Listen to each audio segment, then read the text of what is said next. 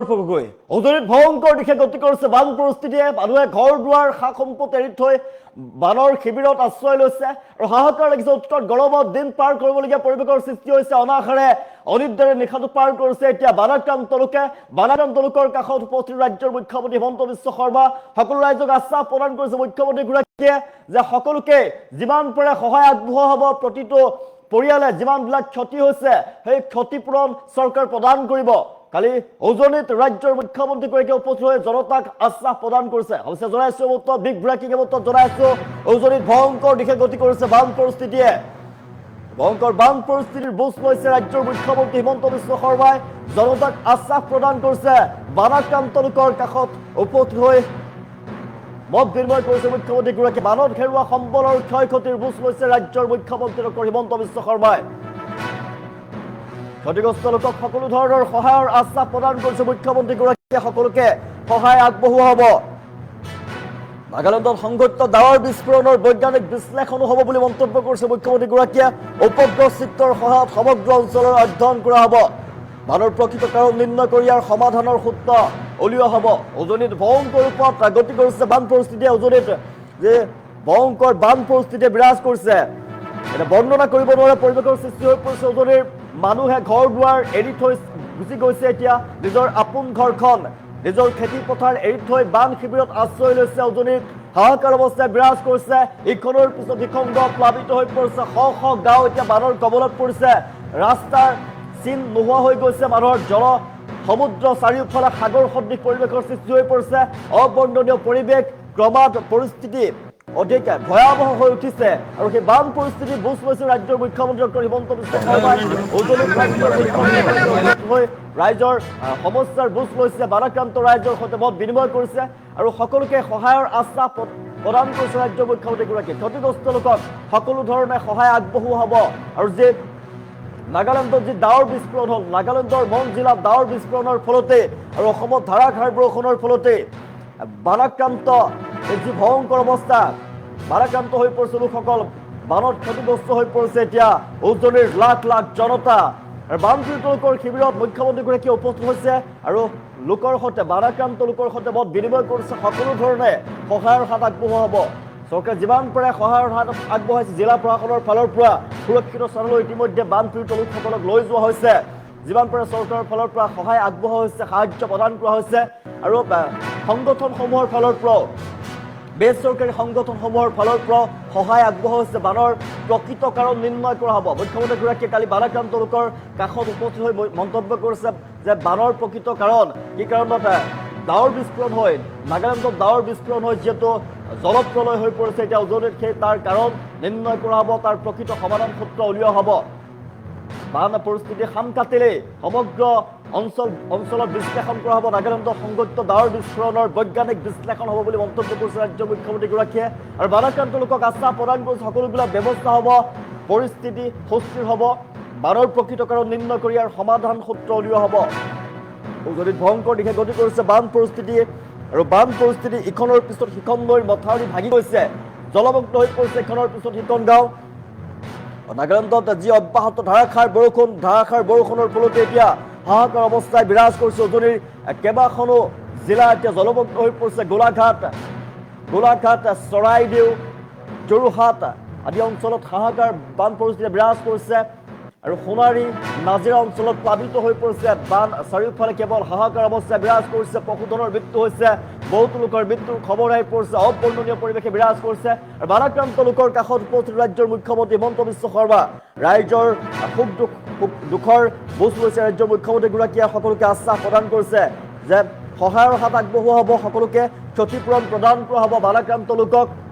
আৰু মৃতকৰ পৰিয়াললৈ ইতিমধ্যে 4 লাখ টকাৰ সাহায্য আগবঢ়োৱাৰ কথা ঘোষণা কৰিছে ৰাজ্যৰ মুখ্যমন্ত্ৰীগৰাকীয়ে। আৰু উপগ্ৰহ চিত্ৰৰ সহায়ত সমগ্ৰ অঞ্চলৰ অধ্যয়ন কৰা হ'ব। বানাক্ৰান্ত লোকৰ কাষত উপস্থিত হৈছে ৰাজ্যৰ মুখ্যমন্ত্ৰীগৰাকীয়ে। বানৰ প্ৰকৃত কাৰণ নিৰ্ণয় কৰা হ'ব। উজনিত যি ডাৱৰ বিস্ফোৰণ হ'ল, নাগালেণ্ডৰ ডাৱৰ যি বিস্ফোৰণ হ'ল তাৰ ফলত উজনি জলমগ্ন হৈ পৰিছে। তাৰ কাৰণ বিশ্লেষণ কৰি ইয়াৰ সমাধান সূত্ৰ উলিওৱা হ'ব বুলি মুখ্যমন্ত্ৰীগৰাকীয়ে মন্তব্য কৰিছে। বানপীড়িত লোকৰ কাষত ৰাজ্যৰ মুখ্যমন্ত্ৰী। উজনিত ভয়ংকৰ দিশে গতি কৰিছে বান পৰিস্থিতি।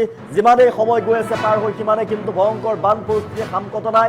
এতিয়াও জলমগ্ন হৈ পৰিছে সমগ্ৰ উজনি আৰু বৃষ্টিপাত অব্যাহত আছে আগন্তুক কেইবাদিনো ধৰি ৰাজ্যত অব্যাহত থাকিব ধাৰাসাৰ বৰষুণ কেৱল অসমেই নহয় অৰুণাচল আৰু মিজোৰামতো ধাৰাসাৰ বৰষুণৰ এলাৰ্ট জাৰি কৰিছে বতৰ বিজ্ঞান কেন্দ্ৰৰ ফালৰ পৰা আৰু এই সময়ত ৰাজ্যবাসী আতংকিত হৈ পৰিছে ৰাজ্যৰ জনতা একমাত্ৰ ভগৱানৰ ওচৰত প্ৰাৰ্থনা কৰিছে এই বান পৰিস্থিতিৰ খাম কাটক এটা দুৰ্দিনৰ খাম কাটক বুলি তেওঁলোকে ভগৱানৰ ওচৰত সকলোৱে ৰাজ্যবাসীয়ে কামনা কৰিছে বানত হেৰুওৱা সম্বল আৰু ক্ষয় ক্ষতিৰ বুজ লৈছে ৰাজ্যৰ মুখ্যমন্ত্ৰীগৰাকীয়ে সকলো ধৰণে সহায় আগবঢ়োৱা হ'ব ক্ষতিগ্ৰস্ত লোকক সহায় প্ৰদান কৰা হ'ব যিমান পাৰে চৰকাৰৰ ফালৰ পৰা সহায় আগবঢ়োৱা হৈছে NDRF SDRF ফালৰ পৰা সহায় আগবঢ়োৱা হৈছে সেনা বাহিনী প্ৰতিটো মুহূৰ্ততে 24 ঘণ্টাই সাজু হৈ আছে জনতাক সেৱাৰ বাবে আৰু যদি বাৰাক্ৰান্ত লোকৰ সমস্যাৰ বুজ লৈছে ৰাজ্যৰ মুখ্যমন্ত্ৰীগৰাকীয়ে আৰু সমস্যাৰ বুজ লৈ মন্তব্য কৰিছে মুখ্যমন্ত্ৰীগৰাকীয়ে সকলো প্ৰকাৰে জনতাক সহায়ৰ আশ্বাস প্ৰদান কৰিছে মুখ্যমন্ত্ৰী ডক্টৰ হিমন্ত বিশ্ব শৰ্মাই সকলো প্ৰকাৰে বাধাক্ৰান্ত লোকক সহায় আগবঢ়োৱা হ'ব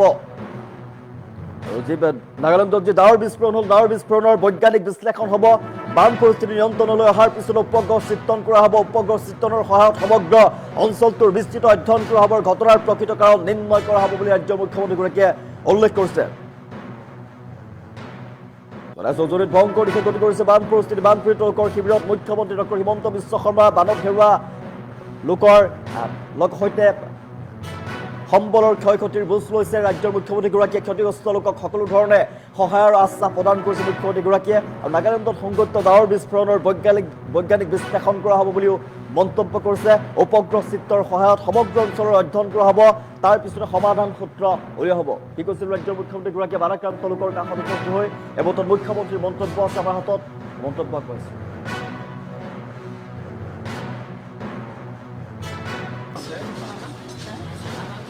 তেওঁলোকে কৈছে যে ক্লাউড ব্লাষ্ট হৈছে কিন্তু লগত আৰু কি হৈছিল কি হোৱা নাই আমি ছেটেলাইটৰ মেপ পৰীক্ষা কৰিলে আমি গম পাম আৰু এইটো এবাৰত হোৱা ঘটনা নে প্ৰতি বছৰেই হ'ব এই গোটেই কথাখিনিৰ ওপৰত আমি এটা ষ্টাডি কৰিব লাগিব কাৰণ মানুহৰ ক্ষয় ক্ষতি বহুত হৈছে গতিকে মই অকণমান বানপানীটো কমিলে মানে ইয়াৰ স্পীডটো অলপ কমিলে আমি তাৰে ছেটেলাইট মন ডিষ্ট্ৰিক্টৰ ছেটেলাইট মেপখিনি ষ্টাডি কৰিব লাগিব আৰু কি প্ৰাকৃতিক ঘটনা ঘটিছে তাৰ বিষয়ে আমি বুজ ল'ব লাগিব তেওঁলোকে কৈছে যে ক্লাউড ব্লাষ্ট হৈছে কিন্তু লগত আৰু কি হৈছিল কি হোৱা নাই আমি ছেটেলাইটৰ মেপ পৰীক্ষা কৰিলে আমি গম পাম আৰু এইটো এবাৰত হোৱা ঘটনা নে প্ৰতি বছৰেই হ'ব এই গোটেই কথাখিনিৰ ওপৰত আমি এটা ষ্টাডি কৰিব লাগিব কাৰণ মানুহৰ ক্ষয় ক্ষতি বহুত হৈছে গতিকে মই অকণমান বানপানীটো কমিলে মানে ইয়াৰ স্পীডটো অলপ কমিলে আমি তাৰে ছেটেলাইট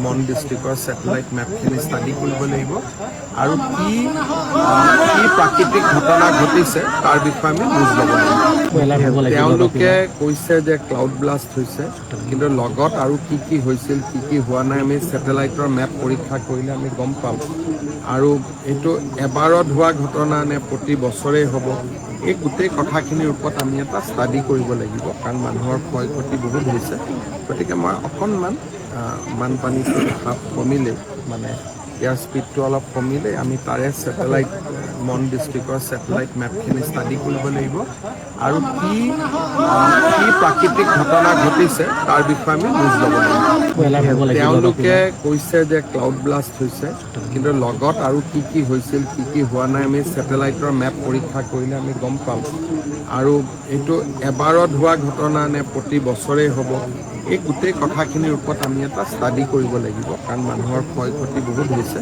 গতিকে মই অকণমান বানপানীটো কমিলে মানে ইয়াৰ স্পীডটো অলপ কমিলে আমি তাৰে ছেটেলাইট মন ডিষ্ট্ৰিক্টৰ ছেটেলাইট মেপখিনি ষ্টাডি কৰিব লাগিব আৰু কি প্ৰাকৃতিক ঘটনা ঘটিছে তাৰ বিষয়ে আমি বুজ ল'ব লাগিব তেওঁলোকে কৈছে যে ক্লাউড ব্লাষ্ট হৈছে কিন্তু লগত আৰু কি হৈছিল কি হোৱা নাই আমি ছেটেলাইটৰ মেপ পৰীক্ষা কৰিলে আমি গম পাম আৰু এইটো এবাৰত হোৱা ঘটনা নে প্ৰতি বছৰেই হ'ব এই গোটেই কথাখিনিৰ ওপৰত আমি এটা ষ্টাডি কৰিব লাগিব কাৰণ মানুহৰ ক্ষয় ক্ষতি বহুত হৈছে গতিকে মই অকণমান বানপানীটো কমিলে মানে ইয়াৰ স্পীডটো অলপ কমিলে আমি তাৰে ছেটেলাইট মন ডিষ্ট্ৰিক্টৰ ছেটেলাইট মেপখিনি ষ্টাডি কৰিব লাগিব আৰু কি প্ৰাকৃতিক ঘটনা ঘটিছে তাৰ বিষয়ে আমি বুজ ল'ব লাগিব তেওঁলোকে কৈছে যে ক্লাউড ব্লাষ্ট হৈছে